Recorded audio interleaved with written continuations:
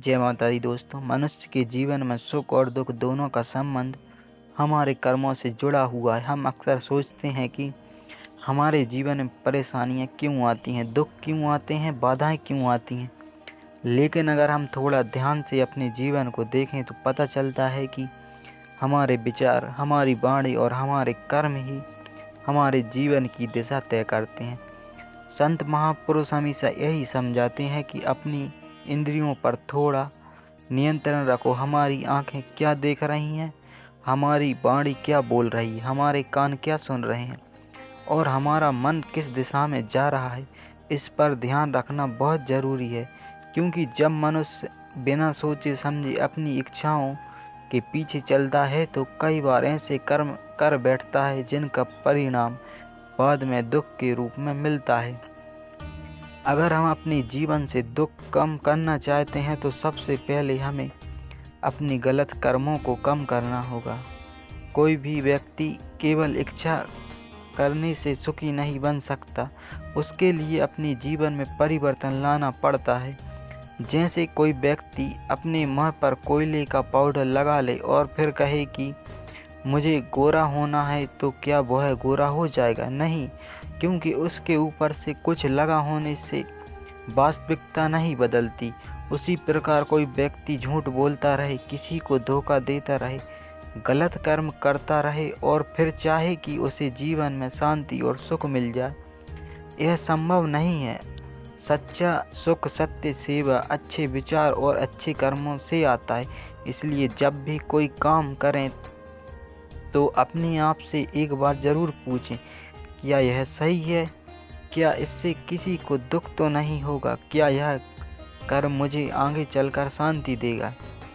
कई बार हम छोटी छोटी बातों को महत्व नहीं देते, लेकिन वही छोटी छोटी बातें हमारे संस्कार बनाती हैं। किसी के लिए गलत शब्द बोलना, किसी के मन को दुख पहुंचाना, किसी के साथ अन्याय करना, यह सब हमारे कर्मों से जुड़ता जाता है। इसलिए संत कहते हैं, अपनी इंद्रियों को संभालो, मन को सही दिशा दो, क्योंकि मन ही मनुष्य को ऊपर भी ले जाता है और नीचे भी।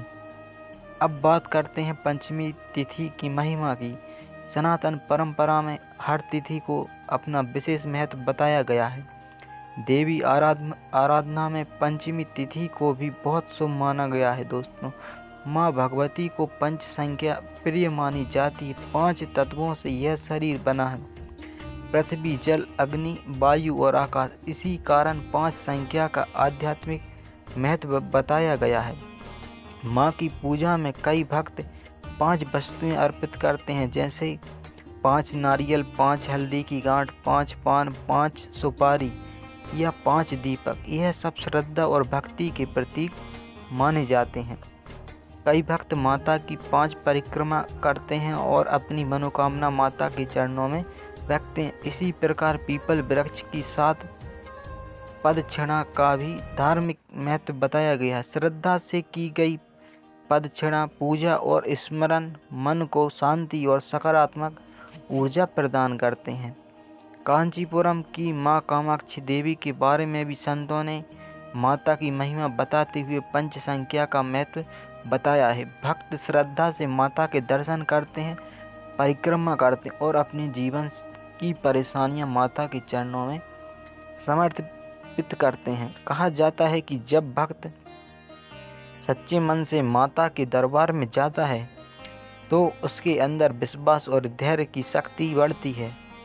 अब प्रश्न आता है कि देवी की पूजा अष्टमी और नवमी को अधिक क्यों की जाती है?